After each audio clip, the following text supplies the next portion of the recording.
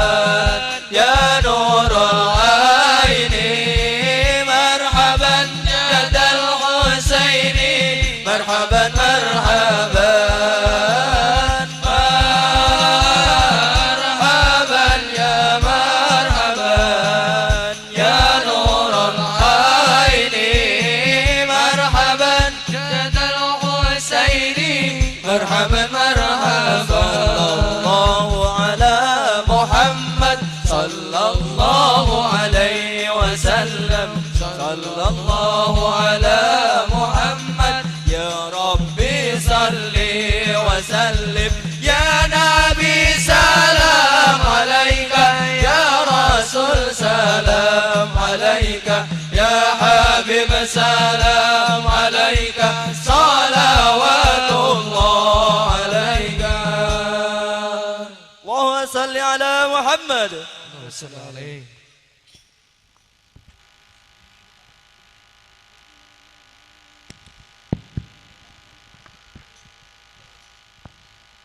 Assalamualaikum warahmatullahi wabarakatuh.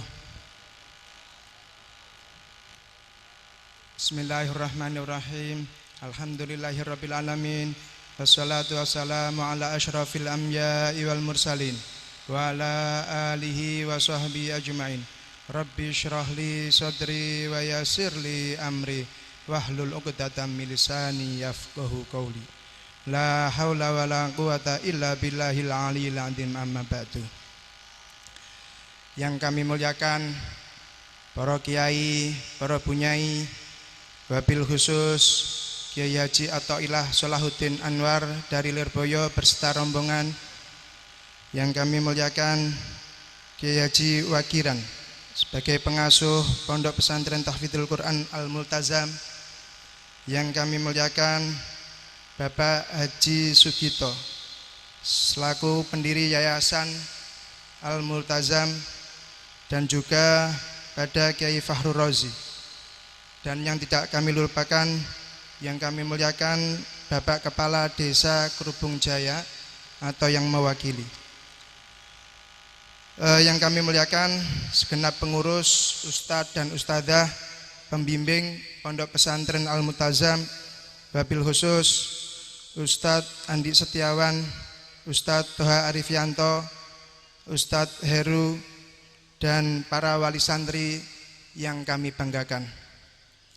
Dan juga yang kami cintai seluruh pejuang Quran Pondok Pesantren Al-Multazam yang sedang memperjuangkan untuk menghafalkan Al-Quran. Alhamdulillah pada malam hari ini panjenengan diwisuda karena telah menghatamkan Al-Quran. Ini sebuah anugerah, karena tidak semua orang mendapatkan anugerah untuk menghafal kitabullah. Maka penting bagi penghafal Al-Quran untuk selalu istiqomah menjaganya. Karena menghafalkan, sebagian orang mengatakan menghafalkan Al-Quran itu lumayan sulit, tetapi ada yang lebih sulit, yakni menjaga hafalan Quran itu. Maka penting bagi generasi-generasi Qurani ini untuk selalu menjaga hafalannya. Dan alhamdulillah malam hari ini kita ditakdirkan bisa bertemu di tempat yang mulia ini untuk mewisuda tahfidzul Quran angkatan kedua. Ini sebuah kebanggaan baik bagi siswa-siswinya maupun bagi orang tuanya, terlebih juga bagi para pengasuh, ustadz dan ustadzah pembimbingnya. Karena ini sebuah keberhasilan dalam mendidik, membimbing santri-santri untuk bisa menghafal Al-Quran. Dan yang istimewa di pondok pesantren ini, di sini mampu memadukan pendidikan formal, pendidikan keagamaan, dan juga Al-Quran. Ini sungguh sebuah prestasi yang cukup membanggakan. Karena biasanya kalau ada pondok formal dan diniyah, itu biasanya ada salah satu yang dikalahkan. Tapi kalau ketiga-tiganya ini bisa sinergi, bisa bareng, ini sebuah pencapaian yang luar biasa. Dan ini patut diapresiasi dengan adanya wisuda yang seperti ini, menjadikan motivasi bagi yang lainnya yang belum menyelesaikan hafalannya untuk bisa dan segera dan tidak menyerah untuk terus berusaha menghafalkan Al-Quran.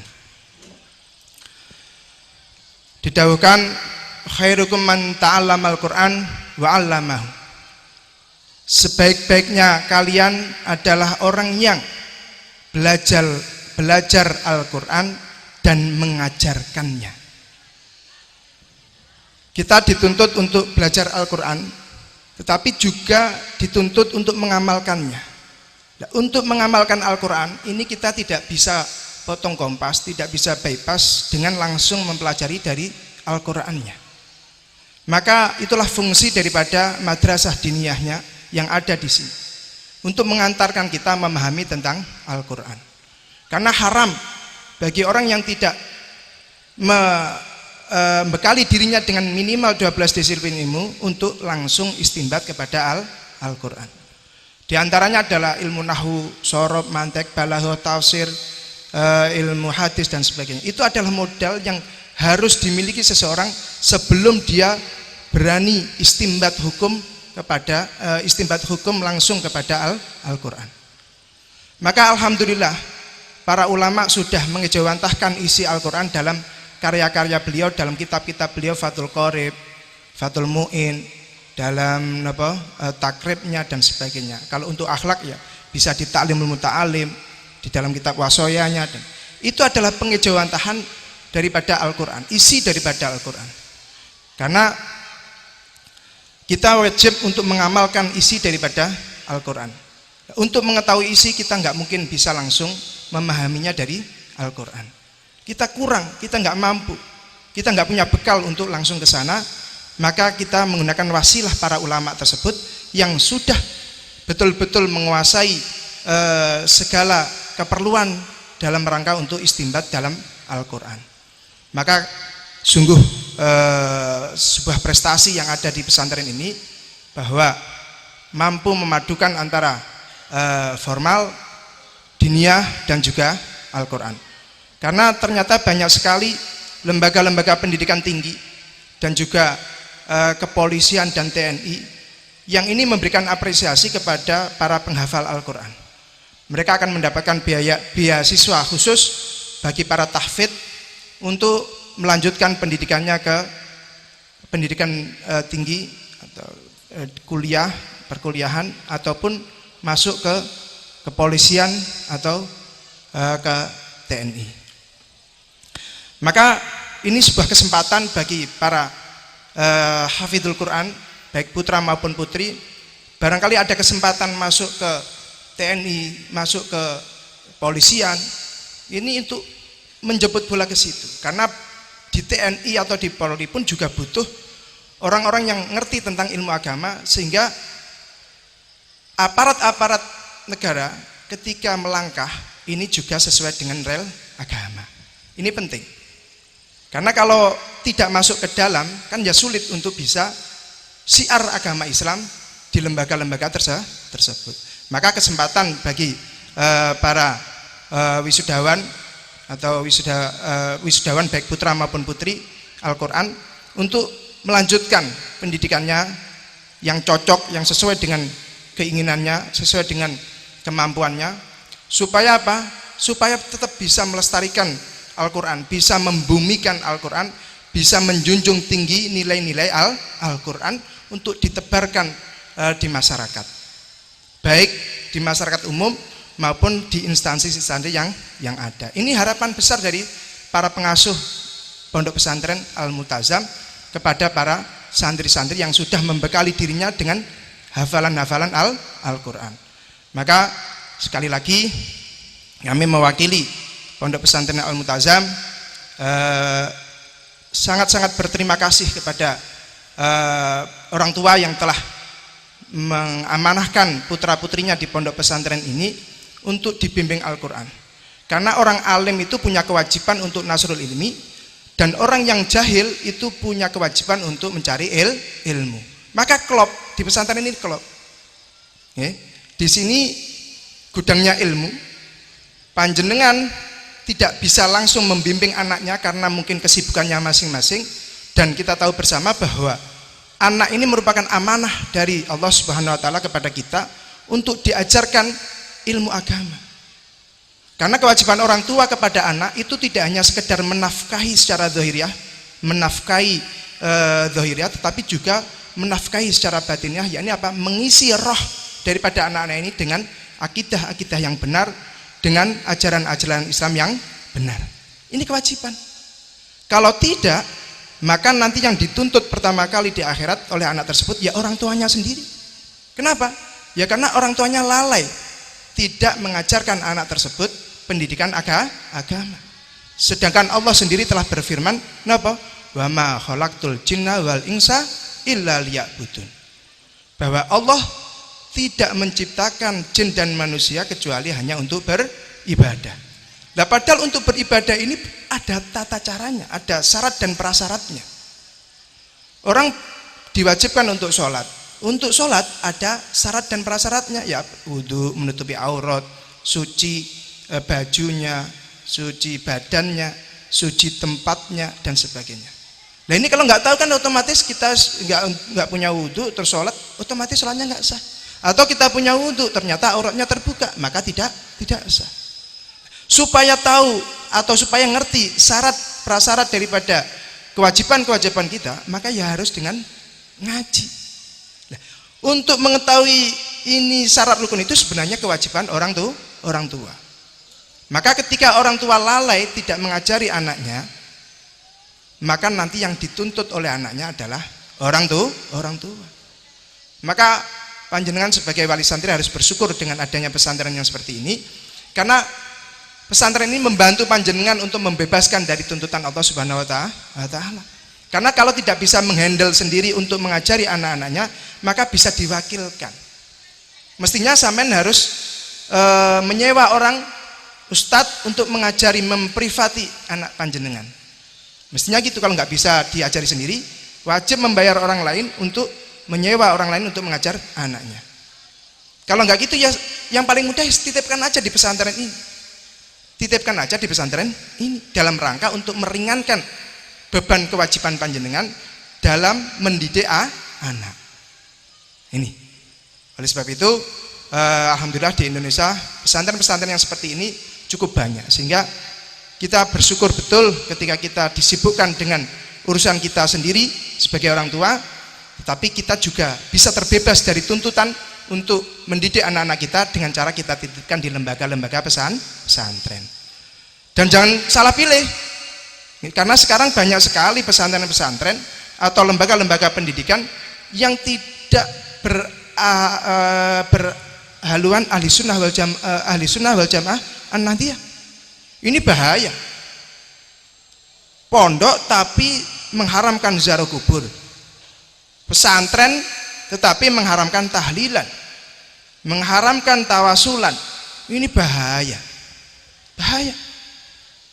Kalau panjenengan ada orang tua yang sudah kandung terlanjur memondokkan anaknya ke lembaga yang seperti itu, yang mengharamkan ziarah kubur, yang mengharamkan mendoakan kepada orang tuanya yang sudah meninggal, yang mengharamkan tahlilan, mending dicabut mawon.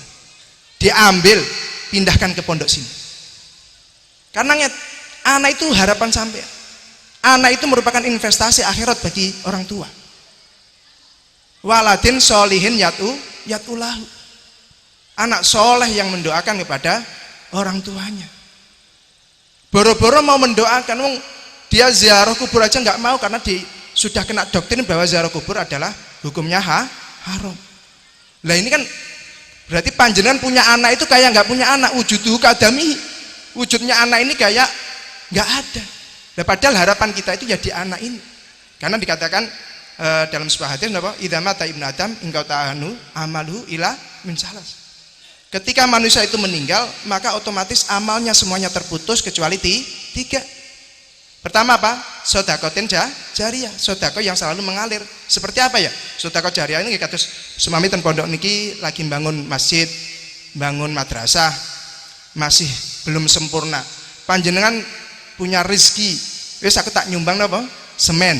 Saya tak nyumbang pasir, saya tak nyumbang keramik. Maka ketika madrasah, musola atau masjid itu digunakan ngaji, digunakan sholat, digunakan sekolah, maka pahala ini akan selalu mengalir kepada panjenengan yang ikut andil dalam pembangunan infrastruktur tersebut. Ini kan namanya amal jariyah. Bahkan panjenengan nanti ketika sudah dipanggil oleh Allah meninggal, kok masjid tersebut, sekolahan tersebut masih digunakan untuk ngaji, digunakan untuk sholat, maka panjenengan masih tetap mendapatkan transfer pahala. Sinten sing boten pengen seperti ini? Siapa yang nggak pengen seperti ini? Dimana ketika kita sudah tidak bisa sholat, dan kuburan apa sakit sholat, kita tidak bisa beramal lagi, tidak bisa puasa, tidak bisa sedekah, maka amal jariah kita lah yang akan menolong kita di kubur dan di akhirat. Itu yang pertama. Yang kedua adalah ilmin yuntafa'u bihi, ilmu yang bermanfaat. Panjenengan bisa Fatihah, panjenengan ajari Fatihah itu kepada anak panjenengan. Panjenengan bisa caranya sholat, ajari sholat kepada anak-anak panjenengan, kepada keponakan-ponakan panjenengan. Kok ternyata nanti anak tersebut membaca Fatihah, membaca Al-Quran, sholat, dan itu semua bisa, dia itu bisa melakukan itu semua karena panjenengan, maka panjenengan juga akan mendapatkan pahala. Ilmu panjenengan bermanfaat, dan pahala ini akan semakin banyak ketika putra-putri panjenengan atau ponakan-ponakan panjenengan yang sampean ajar itu tadi mengajarkan kepada orang lain. Nah, ini kan semakin berantai-rantai pahala itu yang akan datang kepada panjenengan, bermuara kepada panjenengan. Itu. Nah, yang ketiga tadi waladin solihin yatulahu. Ini harapan kita. Ketika kita meninggal, ya harapan kita adalah anak kita ini yang nanti akan mendoakan kita ketika kita sudah meninggal. Maka alhamdulillah panjenengan adalah orang-orang yang beruntung karena anaknya sudah mau mondok. Karena banyak orang yang anak-anak yang belum mau mondok niku tasik kata. Sedangkan Nabi sendiri dawuh, "May yuridillahu bi khairan yufaqihu fiddin." Barang siapa yang Allah kehendaki kebaikan atas dirinya, maka Allah akan memahamkan dia tentang ilmu agama. Berarti anak-anak panjenengan ini adalah termasuk anak-anak yang oleh Allah diinginkan kebaikannya. Lah mosok panjenengan mboten seneng ngeten iki. Seneng napa mboten? Mestine seneng. Wong anake termasuk orang-orang yang dikehendaki kebaikannya oleh Allah. Nah, mane harus bersyukur panjenengan karena untuk kesuksesan santri dalam mencari ilmu ini ada 3 faktor yang menentukan. Pertama adalah anaknya itu sendiri. Ini harus segep panjenengan mumpung kesempatan di pesantren, karena dalam musim pandemi ngeten iki hanya pesantren yang bisa menyelenggarakan pendidikan dengan tatap muka. Karena kalau yang lainnya tuh pakainya daring, dan daring itu tidak akan bisa maksimal. Inilah kelebihan daripada pesantren. Karena di pesantren itu tidak hanya sekedar taklim atau pengajaran, tetapi juga tarbiyah, didikan. Nah, didikan itu selain diberi materi, tetapi juga dikawal untuk pengamalannya. Makanya di sini pagi sebelum subuh sudah dibangunkan, terus nanti dibiasakan sholat tahajud, terus nanti subuh jamaah. Itu dalam rangka tarbiyah, didikan. Karena kalau taklim itu ya materi yang ada di sekolah tok yang hanya mungkin berapa 7 jam atau gitu. Setelahnya itu terserah sana, nggak ngurus setelahnya. Tapi kalau di pesantren mboten, putra putri panjenengan diawasi 24 jam. Di sini dilarang membawa HP. Itu demi kebaikan putra putri panjenengan. Dan ketika putra putri panjenengan di pesantren, ini juga potensi besar menjauhkan putra putri panjenengan dari pergaulan bebas, dari narkoba dan sebagainya. Maka yang termasuk diuntungkan adanya pesantren ini aparat-aparat negara nih. Polisi juga sudah nggak kesulitan lagi untuk menangani narkoba dan sebagainya karena banyak masyarakat atau banyak anak-anak yang mondok. Kalau di pondok insya Allah aman. Mau keluar aja harus izin. Interaksi dengan orang luar sangat dibatasi. Ada pengawasan. Nah ini kan sebuah anugerah besar bagi putra putri panjenengan yang bisa mengenyam pendidikan di pesantren, maka harus didorong. Berarti pertama yang semangat itu harus anaknya dalam mencari ilmu. Yang kedua adalah orang tuanya.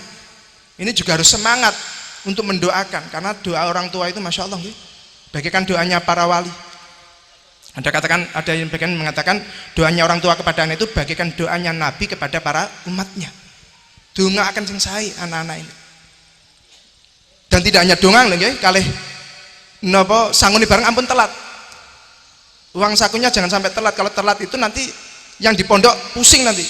Mikirin terus nanti jajannya utang siapa dan sebagainya. Nah, ini kalau sudah saatnya untuk ngirim ya dikirim. Anak pun juga gitu, jangan terlalu boros. Kalau di pesantren itu memang bukan tempat untuk berfoya-foya. Tapi dididik untuk hemat, bisa memanajemen keuangannya masing-masing. Gimana uang yang sekian ini bisa cukup sampai 1 bulan ke depan, sampai datangnya transferan dari orang tuanya. Dan faktor yang ketiga yang menentukan keberhasilan siswa ini adalah para guru, pembimbing, para kiai. Dan insya Allah kiai-kiai yang ada di pesantren ini, guru-gurunya semuanya semangat untuk membimbing putra putri panjenengan, karena itu merupakan sebuah kewajiban. Nasrul ilmi itu adalah sebuah kewajiban bagi orang-orang yang punya ilmu. Ini yang bisa saya sampaikan. Sekali lagi kami mewakili Sohibul Ma'had, mohon maaf apabila selama mendidik putra putri panjenengan ada kurang lebihnya.